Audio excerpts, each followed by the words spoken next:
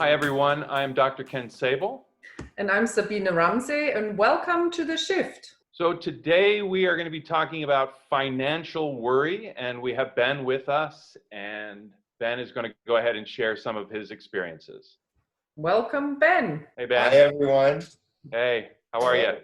Good. How are you two? Good. Good. Thank you. So right now I'm struggling with obviously with COVID-19. I'm struggling with sort of figuring out where I'm going to make money from and being okay with sort of the unknown, since one day bars are open and one day bars are not.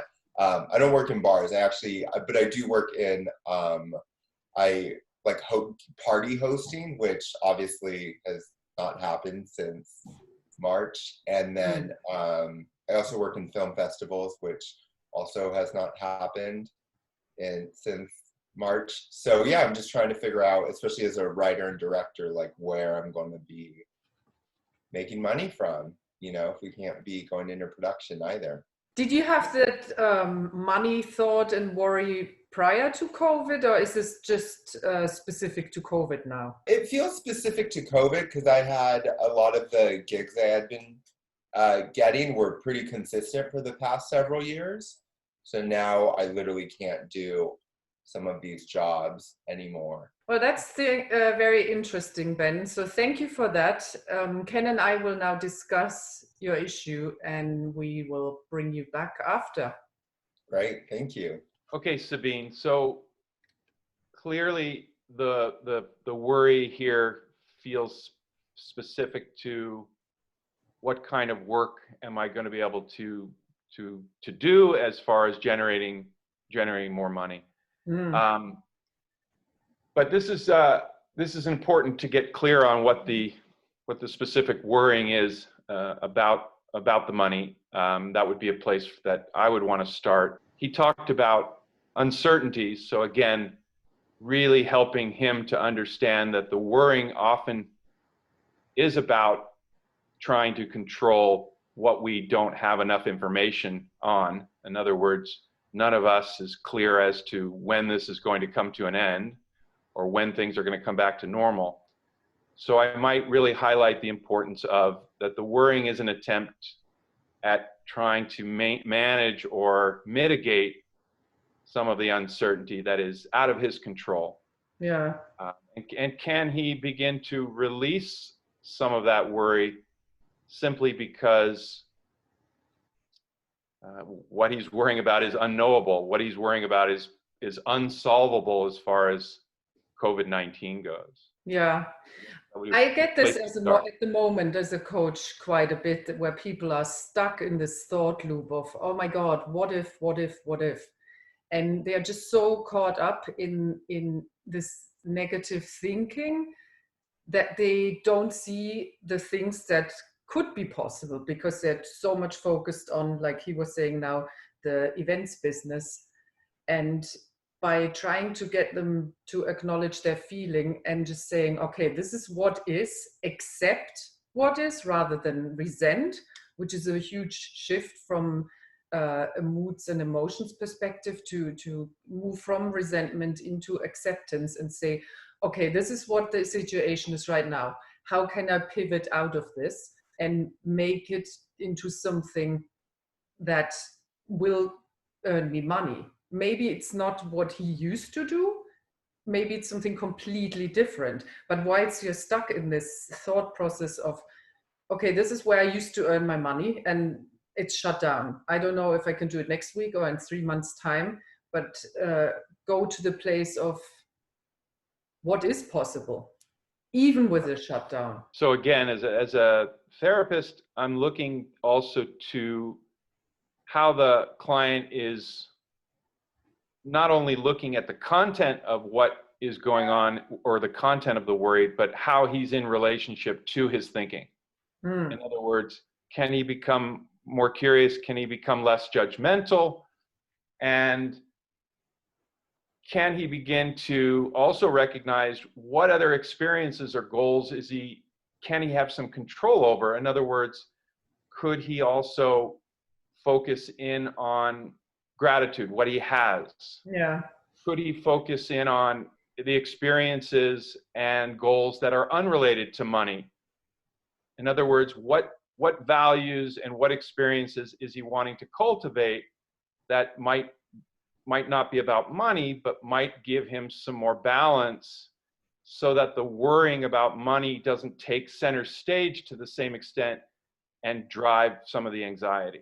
Also with this energy that you were referring to that he has towards money, it's a needy energy. I need to earn money. I have to go out there and make money, obviously. And I liked what you said with what else can he do, be grateful for. That's an exercise that I do with clients, or that clients and I co-create sometimes, that they write down what are they thankful for, and come from that energy. Now, since I have all of this, what is possible in this situation for me now? And just really journal the different possibilities that haven't been explored in the past. And also go into your body. Which are you going out there going, I need something, or are you more like leaning back and looking up in the air? I wonder what's possible. Like involve the body in that way. Right. And what is his relationship to money? Does he believe that to have more money, there's going to be a sense of instant happiness? And what is his definition of success? And what does it mean to not have money? What does it symbolize? Is he comparing himself to others who may have more than him? I would want to perhaps explore that so he can gain some awareness about what those beliefs are that he's made about himself. In other words, could he also look back in his life when he had less money and find times where he was happy when he had less money? So what's the relationship to money, success, failure, and begin to have him gain a greater or a larger perspective, so that he might gain some distance, and so that this doesn't swallow him up so much. Yeah, I like what you say with the belief system. I also work with my coaching clients on belief systems. What do you make money mean? Because money itself is just not on the credit card, but if I talk about the paper money, it's a piece of paper. And what value do you give that $1 bill or the $20 bill? It is what you make it. And does he really not have any money to pay his bills? Or is it just, well, I'm not as successful as, like you said, I'm not as successful as I used to be, therefore I'm possibly not as valuable? Or what does he learn? What's his self-talk? What is he telling himself along the subject of money? And if he has enough money, I mean, he could look into his saving. What does that mean? Is it going to pay him off for the next year? Well, if so, then do you really need to be worried that much? And to also step back and recognize that people's net worth and money fluctuates. Real estate fluctuates. Stock markets fluctuates. Our salaries with different jobs vary, they fluctuate. So money, what we have or what our worth is, isn't always a fixed set number. It often is, it goes up and goes down. And that might also be a way for him to step back and, again, gain some distance here. To sum up, let's say that I think it would be important for Ben to begin to realize whether he's worrying about something that he can problem solve today, or whether he's worrying about something that's unsolvable, unknowable. As you were saying, to help him get into feeling and get into his body so that he can be more aware in the moment and be able to self-regulate, so that there's less fear and less dysregulation in his nervous system. And really gaining and stepping back, gaining, as you said, what's true about his financial situation. If he sat down and did a budget Is he in a better position than what his mind is telling him? How can he begin to also learn to focus his attention on what experiences or goals he wants to have in his life that are unrelated to money? Is it that he could be cultivating relationships? Is he could be cultivating better health? So to temper those feelings and worries that are kind of running him, that are based on money. Do you want to add to anything that we're summing up? Yeah, and just like you were saying, a gratitude practice with what I have, because money doesn't really help you with happiness. It's okay to be happy, even not with the income that he's used to. Yeah, to explore what his life was like when he had less of it.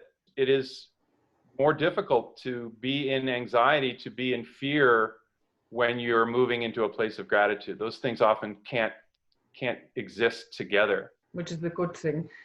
How about we bring Ben back and see how some of these things landed for him? Hi, everyone. Hi. Back.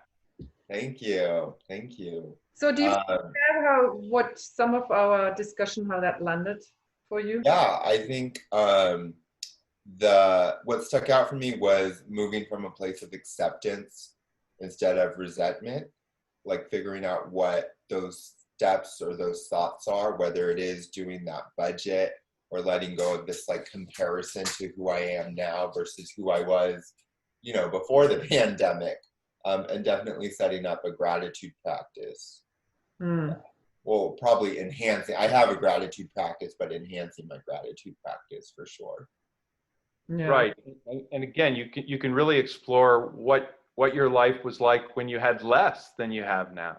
Yeah. If you were miserable with less, then that wouldn't work as well. But you might find that there was lots of things that were good in your life when you had less. And also I think a lot of the worry, and I think in the world too, is that we're all just trying to control what is completely unknown right now. Right. That's out of our control. Because in school we're being taught to know.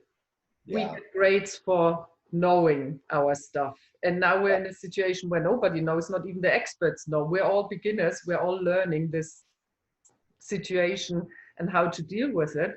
And by trying to practice openness and just say, I don't know how it's going to look like in 3 months' time. Yeah, it's just so unknown. And then, so I was taking notes from what I heard.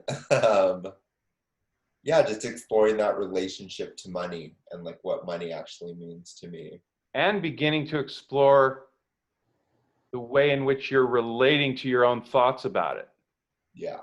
Becoming more curious, and so that you can gain some distance, so you can gain some mindfulness, some awareness that this is what it is, and then what else am I adding to it to make things worse? If you look at what you have to offer as what's your professional offer, if you look into that and where is that needed, how can I apply that in a completely different way? I mean, I've seen businesses transform that were shut down. They're doing completely different stuff now, like a pizza company that had pizza oven. They are now producing masks because they have high enough temperature. Who would have thought that a pizzeria is making masks?